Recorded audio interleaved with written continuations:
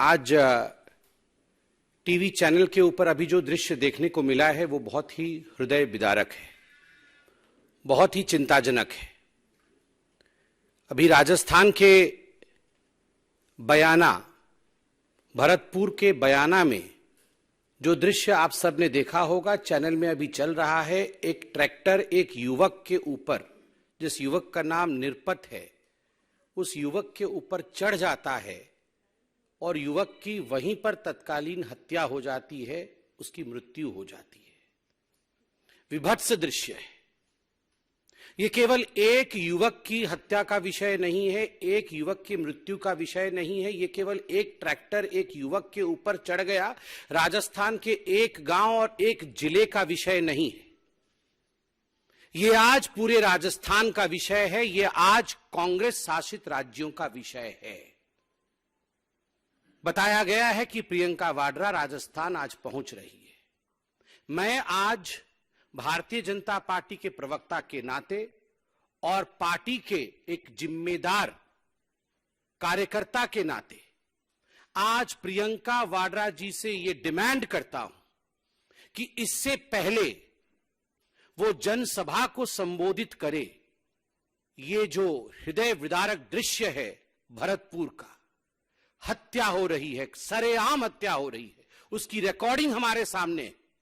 ये लड़ाई कोई आज की नहीं है। अनेक वर्षों की दो परिवारों के बीच लड़ाई, पुलिस में कंप्लेंट, उसके बावजूद हत्या।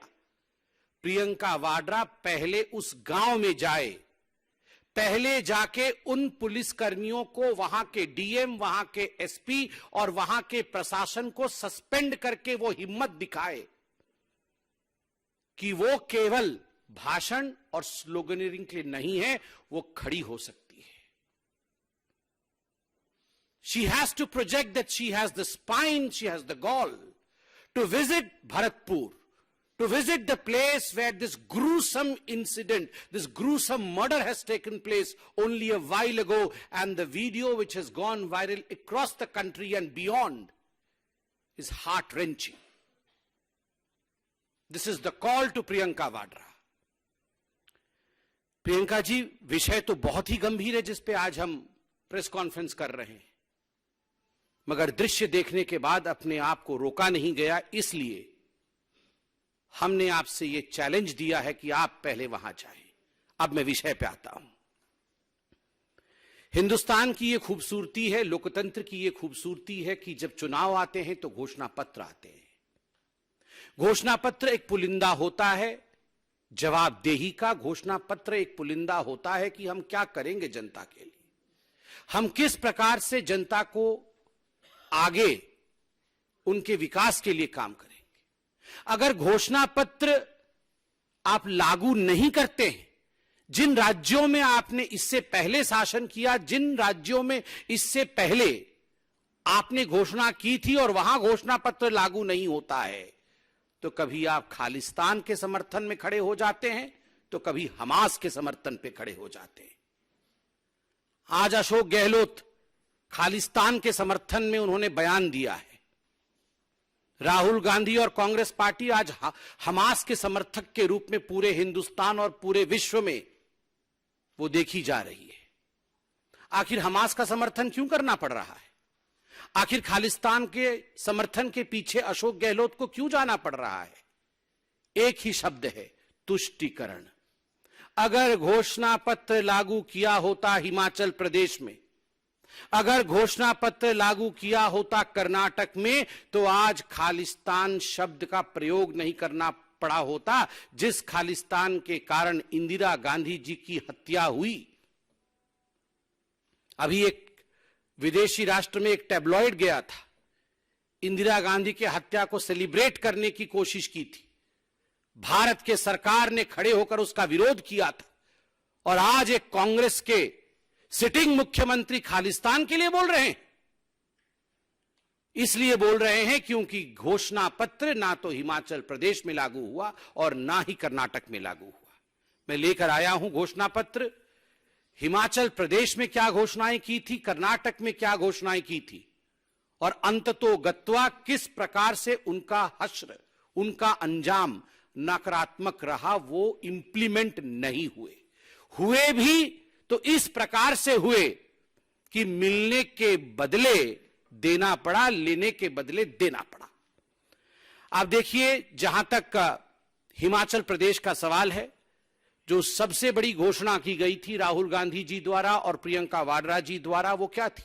युवाओं को लेकर थी कि हम सत्ता में आएंगे, हिमाचल प्रदेश में पहली कैबिनेट की बैठक में 5 लाख युवकों को रोजगार दी जाएगी। 5 लाख युवकों को, 1 लाख नहीं, 2 लाख नहीं, 20,000 नहीं, 25,000 नहीं, एक साथ 5 लाख युवकों को नौकरी दे दी जाएगी। और वो भी कोई 10-12 कैबिनेट में नहीं, पहली कैबिनेट में इसकी घोषणा होगी। कुछ नहीं हुआ। कई कैबिनेट की बैठक हो गई, लगभग 11 महीने की सरकार हो गई है, कुछ नहीं हुआ। आज का टैगलाइन है, कुछ नहीं हुआ। दूसरी बड़ी घोषणा क्या थी प्रियंका वाड्रा जी द्वारा? प्रियंका जी, आप तो आज पहले हमारा चैलेंज भरतपुर वाला एक्सेप्ट करिए और ये दूसरा चैलेंज मैं आपके सामने रख रहा हूं। आपने हिमाचल प्रदेश में सीना ठोक के कहा था, आपने सर उठाकर कहा था हिमाचल प्रदेश में कि हम 22 लाख महिलाओं को 1,500 रुपए मुआवजा देंगे। 1,500 रुपए प्रति माह मुआवजा 22 लाख महिलाओं को। लाख तो ऐसे बोलते हैं जैसे पता नहीं। 5 लाख युवक, 22 लाख महिलाएं, कुछ नहीं हुआ। क्या हुआ?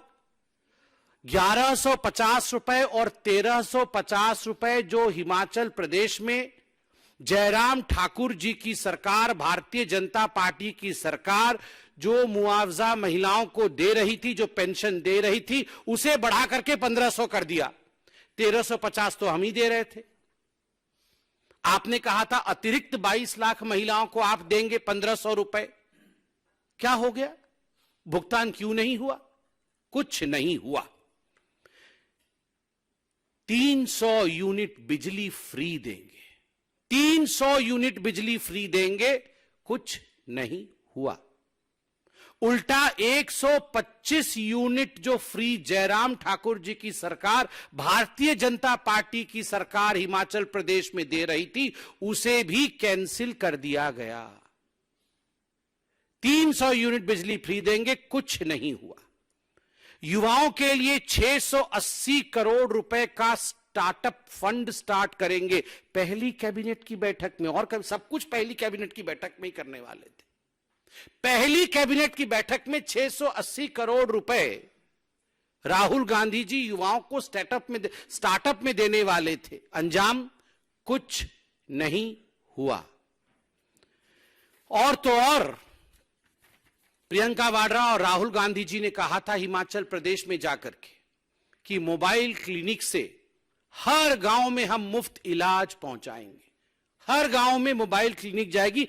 पहली कैबिनेट की बैठक में यह पारित हो जाएगी और गांव-गांव में जाके मोबाइल यूनिट काम करेगी। अंजाम कुछ नहीं हुआ। एक भी मोबाइल यूनिट, आप यहां मीडिया के सब वरिष्ठ लोग बैठे हैं, एक भी रिकॉर्डिंग करके लाके दिखा दीजिए कि कहीं मोबाइल यूनिट से वहां चिकित्सा चल रहा है। कुछ नहीं हुआ।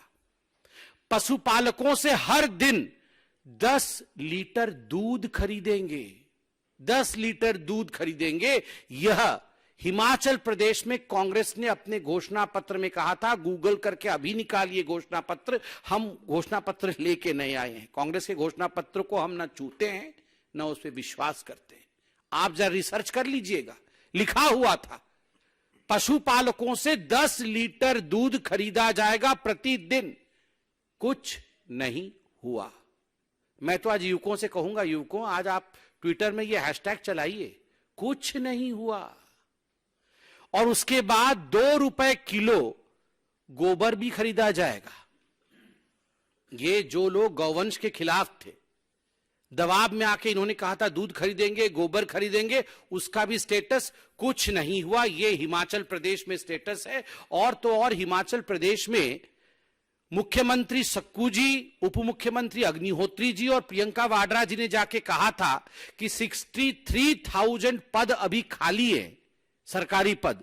उसमें 37,000 नए पद जोड़ करके 1 लाख लोगों को नौकरी दी जाएगी, तत्कालीन दिया जाएगा। जैसे ही हम सरकार में आएंगे तत्क्षणात नौकरी दी जाएंगी। स्टेटस कुछ नहीं हुआ। कुल मिलाकर के ये सब कुछ नहीं हुआ कैटेगरी में। हिमाचल प्रदेश में कुछ नहीं हुआ। अब कर्नाटक में क्या हुआ है इसकी कहानी भी आप सुनिए। आप तो जानते ही हैं, एक ही व्यक्ति के घर से 120 करोड़ रुपए 102 करोड़ रुपए निकल रहा है। ट्रांसपोर्टर, कॉन्ट्रैक्टर, इंजीनियर, जिसको देखो आज कर्नाटक में वो हड़ताल में है। घोषणा पत्र में क्या कहा था?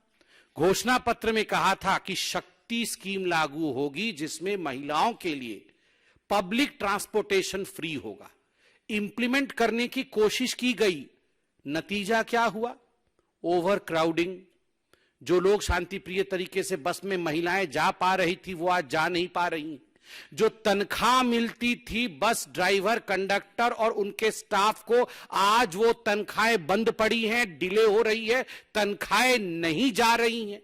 कितना लॉस हो रहा है इसमें बड़े अच्छे से कर्नाटक की मैं अखबारों में देख रहा हूं। Estimated loss is around 1563 crore rupaye for the KSRTC, Karnataka state road transport corporation का लगभग 1600 करोड़ रुपए का नुकसान है। ठीक उसी प्रकार 770 करोड़ रुपए का BMTC का नुकसान है। 906 करोड़ रुपए का NWKRTC का नुकसान है और 810 करोड़ रुपए का KKRTC का नुकसान है। नुकसान ही नुकसान, इंप्लीमेंट नहीं हो पा रहा है। दूसरा, गृह ज्योति। हम बिल्कुल गृह ज्योति, हर घर में बिजली आ जाएगी, हर घर में मुफ्त बिजली देंगे गृह ज्योति। आज कर्नाटक में गृह अंधकार, ज्योति पहुंच नहीं रही है, बिजली पहुंच नहीं रही है और इस वादे के कारण आज अंधकार में कर्नाटक डूबा हुआ है। वो होता है ना, आप कुछ भी वो कोई आप दरखास्त लाते हैं कि मुफ्त मिलेगा तो उसमें एक एस्ट्रिक होता है, नीचे कंडीशन छोटे छोटे लिखे रहते हैं, जिनको माइक्रोस्कोप में पढ़ो तो जाके मालूम पड़ता है कि उसमें कंडीशन तो बड़े भयंकर थे। तो गृह ज्योति में भी एस्ट्रिक लगा करके ऐसे कंडीशन लगा रखे हैं कि किसी को गृह ज्योति योजना का लाभ कर्नाटक के अंदर आज कांग्रेस की सरकार में मिल नहीं रहा है। और नतीजा पावर कट, नतीजा टेक्निकल ग्लिच। आप में से कोई भी कर्नाटक में जाकर इस पर शोध कर सकता है। गृह लक्ष्मी योजना, 2000 रुपए मंथली असिस्टेंस। जो महिला परिवार की हेड है उसको 2000 रुपए प्रति महीने दिए जाएंगे गृह लक्ष्मी योजना के माध्यम से। राहुल गांधी जी ने भरी सभा में कहा था, पहली कैबिनेट की बैठक में लागू करेंगे कहा था। क्या हुआ है? क्या हुआ है? कंडीशंस अप्लाई कि पहले आप फैमिली के हेड बन जाइए, आधार कार्ड बदल दीजिए, टेक्निकली पहले अपने नाम को आप फैमिली के हेड के रूप में स्थापित कीजिए, ये वेरीफाई होगा, उसके बाद जाके असिस्टेंस देने का काम करेंगे। और अखबारों में क्या हेडलाइन छपा हुआ है, मैं हेडलाइन पढ़ देता हूं। Karnataka government partially suspends registrations for गृह लक्ष्मी स्कीम। जो रजिस्ट्रेशन करने की प्रक्रिया आरंभ की थी उसे उन्हें बाध्यतम सस्पेंड करना पड़ा। इसलिए सस्पेंड करना पड़ा क्योंकि टेक्निकलिटीज जो थी वो मीट नहीं हो रही थी। तो आपने अनाउंस क्यों किया राहुल गांधी जी? पहले आपको टेक्निकल विषय पे साउंड हो। वैसे राहुल एंड टेक्निकलिटी ये तो एक साथ कभी जा ही नहीं सकते। वो समझते कहां है, वो समझते कहां है टेक्निकलिटी। ये तो आधार के विरोधी थे, ये तो जैम के विरोधी थे। आज कह रहे आधार में ठीक करो, जैम में ठीक करो, तब गृह लक्ष्मी हम लागू करेंगे। इसके साथ साथ अन्य भाग्य योजना, हम 10 केजी चावल प्रति घर के हर सदस्य को 10 केजी चावल दिया जाएगा। आज क्या नतीजा है? दूसरे राज्यों ने भी कर्नाटक को मदद देने से इनकार कर दिया है। दूसरे राज्यों ने भी कहा है कि हम भी ये नहीं दे सकते हैं, आपको इसमें मदद नहीं कर सकते हैं। सारा का सारा ठीकरा केंद्र के ऊपर फोड़ने की कोशिश कर्नाटक की सरकार कर रही है। और जो 5 केजी चावल नरेंद्र मोदी जी की सरकार कोरोना के समय से दे रही है, उसकी भी acknowledgement, even the Karnataka government is not acknowledging what the Modi government is doing of giving 5 KG free rice to every family. बंधुगण, इतना ही नहीं, युवा निधि 3000 रुपए प्रति महीने कर्नाटक में जो अनएम्प्लॉयड युवक है उसको दिया जाएगा, और 1500 रुपए प्रति महीने जो डिप्लोमा धारक युवक है उसको दिया जाएगा। 3000 जो ग्रेजुएट है और 1500 रुपए जो डिप्लोमा है। स्टेटस कुछ नहीं हुआ, नॉट इंप्लीमेंटेड। आप देख सकते हैं बड़ा बड़ा स्टेटस लिखा हुआ है, नॉट इंप्लीमेंटेड। बंधुगण, आज ये प्रेस कॉन्फ्रेंस हमने इसलिए किया है, और ये पहला प्रेस कॉन्फ्रेंस नहीं है। हम जिन राज्यों में चुनाव हो रहा है, चाहे वो मध्य प्रदेश में हो चाहे राजस्थान में हो, उन चुनावी राज्यों में भारतीय जनता पार्टी, चाहे छत्तीसगढ़ में हो चाहे मिजोरम में हो, उन चुनावी राज्यों में तेलंगाना में भी भारतीय जनता पार्टी जाकर के ये जो विपक्षी दल है अपने घोषणा पत्र में जो लुभावने वादे करते हैं ताकि उन्हें वोट मिल जाएं, मगर उनका पालन नहीं करते हैं। हमने कहा था राम मंदिर बनेगा, बना। हमने कहा था घर में घुस के मारेंगे, एयर स्ट्राइक और सर्जिकल स्ट्राइक हुआ। जो हमने कहा है वो मोदी जी ने किया है। इसलिए लेट्स टेक दिस चैलेंज। जो हमने कहा है वर्सेस जो आपने कहा है, हमने किया है और वहां कुछ नहीं हुआ है। मगर इन सबसे पहले प्रियंका गांधी, प्रियंका वाड्रा जी से मेरी गुजारिश है, क्योंकि ये बहुत सेंसिटिव विषय है, मेरी गुजारिश है कि भरतपुर वाले विषय में तुरंत वो भरतपुर के लिए रवाना हो और वहां जाके प्रशासन को सस्पेंड करे, वहां जाके गहलोत जी की तरफ से क्षमा याचना करे। और खालिस्तान पर भी जो गहलोत जी सोचते हैं, क्या वही गांधी परिवार सोचती है?